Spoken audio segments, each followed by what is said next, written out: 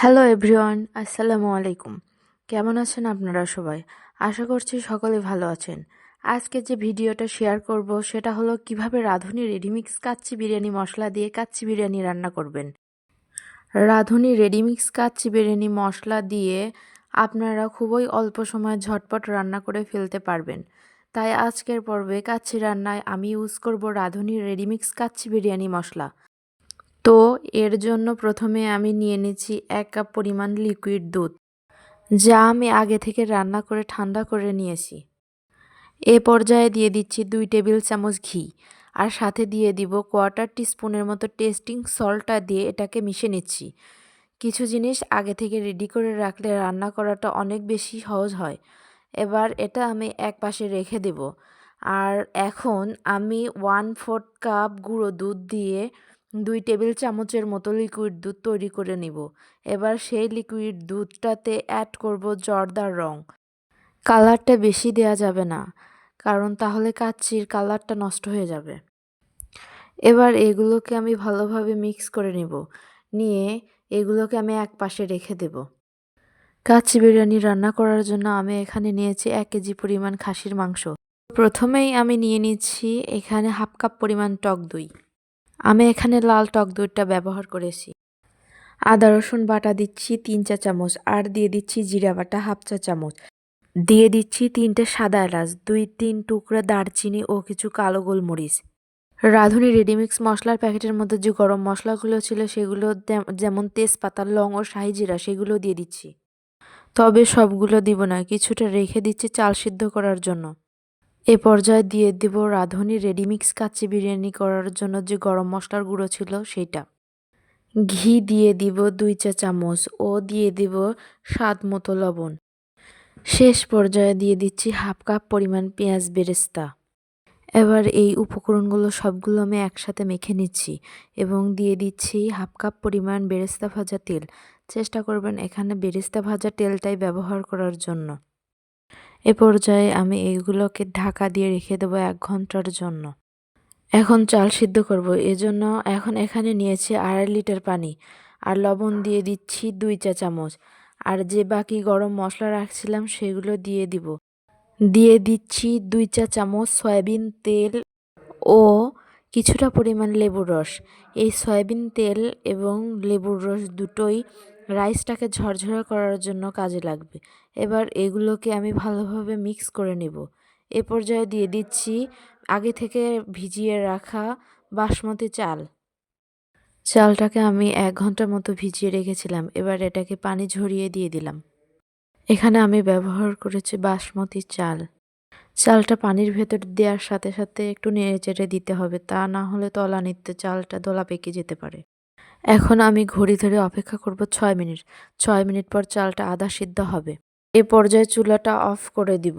এখানে মনে রাখবেন কাচ্চিটা আধা সেদ্ধ চাল দিয়ে রান্না করতে হবে। এখন বিরিয়ানিটা দমে বসানোর পালা। এজন্য আমি একটি পাত্র নিয়ে নিচ্ছি। পাত্রটিতে আগে থেকে ম্যারিনেট করে রাখা মাংসটি প্রথমে দিয়ে দিচ্ছি। মাংসটিতে এ পর্যায়ে আমি দিয়ে দিচ্ছি 1 চা চামচ পরিমাণ মরিচের গুঁড়া।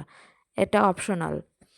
যদি কেউ আমার মতো ঝাল একটু বেশি পছন্দ করেন তাহলে দিয়ে দিতে পারেন। তারপর সবগুলো উপকরণ আমি আবারও একটু মাখিয়ে নেব। ভালোভাবে মাখিয়ে নেওয়া হয়ে গেলে এ পর্যায়ে সেই আগে থেকে সিদ্ধ করে রাখা বাসমতি রাইসটা ছড়িয়ে দেব আলতোভাবে। লক্ষ্য রাখতে হবে যেন ভেঙে না যায়। এখানে আমি অর্ধেকটার মতো রাইস ব্যবহার করেছি। বাকি রাইসগুলো আমি আবারও পরে ব্যবহার করব।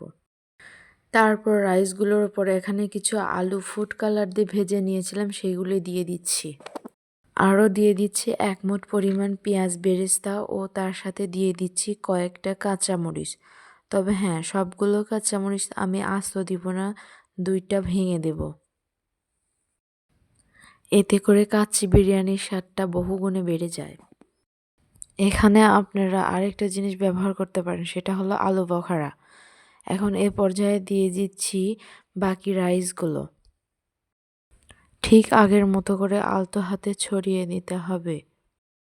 খেয়াল রাখতে হবে যেন রাইসগুলো ভেঙে না যায়। এ পর্যায়ে দিয়ে দিচ্ছি বাকি যে আলুগুলো ছিল সেগুলো। এবং 2টা কাঁচামরিচ। এছাড়াও দিয়ে দিচ্ছি আগে থেকে রেডি করে রাখা ঘি মিশানো দুধ। রাইসটা যদি বেশি ঝরঝরে হয় তাহলে এখানে দুধের পরিমাণটা কম বেশি হতে পারে। এখন দিচ্ছি 1 টেবিল চামচ গোলাপ জল এবং 1 টেবিল চামচ কেওড়া জল। আমি এখানে এই 2টা গোলাপ জল এবং কেওড়ার জল ব্যবহার করেছি। আর এখন দিয়ে দিচ্ছি আগে থেকে রেডি করে রাখা জর্দার রং মিশানো দুধ। এবার ঢাকনাটা দিয়ে ঢেকে দিতে হবে এবং ময়দা দিয়ে ঢাকনাটা বন্ধ করে দিতে হবে। আর ঢাকনার যে কোনো ছিদ্র যদি থাকে তাহলে সেটাও বন্ধ করে দিতে হবে। এবার এটাকে 5 মিনিট ঘড়ি ধরে হাই ফ্লেমে রান্না করতে হবে। হাই ফ্লেমে রান্না করার পর চুলায় একটি তাওয়া বসিয়ে দিতে হবে এবং তার ওপরে সেই পাত্রটিকে বসিয়ে ঘড়ি ধরে 1 ঘন্টা রান্না করে নিতে হবে। 1 ঘন্টা পর ফিরে এসেছি। এবার ঢাকনাটাকে খুলে দিতে হবে। ঢাকনাটাকে খোলার জন্য প্রথমে যে আটার ডোটা দিয়ে চারপাশ বন্ধ করে দিয়েছিলাম সেটাকে কোনো চাকু দ্বারা কেটে নিতে হবে। তারপর ঢাকনাটাকে খুলতে হবে। আর খেয়াল রাখতে হবে ঢাকনাটা খোলার পরও সঙ্গে সঙ্গে টান দিতে হবে, তাছাড়া ঢাকনায় জমে থাকা পানিটা বিরিয়ানির উপরে পড়ে যাবে। তো দেখতেই পাচ্ছেন বিরিয়ানিটা কতটা পারফেক্ট হয়েছে, দেখুন কতটা ঝরঝরে হয়েছে। এবার এই বিরিয়ানিটাকে আমি পরিবেশন করে দেখাচ্ছি। দেখুন বিরিয়ানিটা কতটা পারফেক্ট হয়েছে।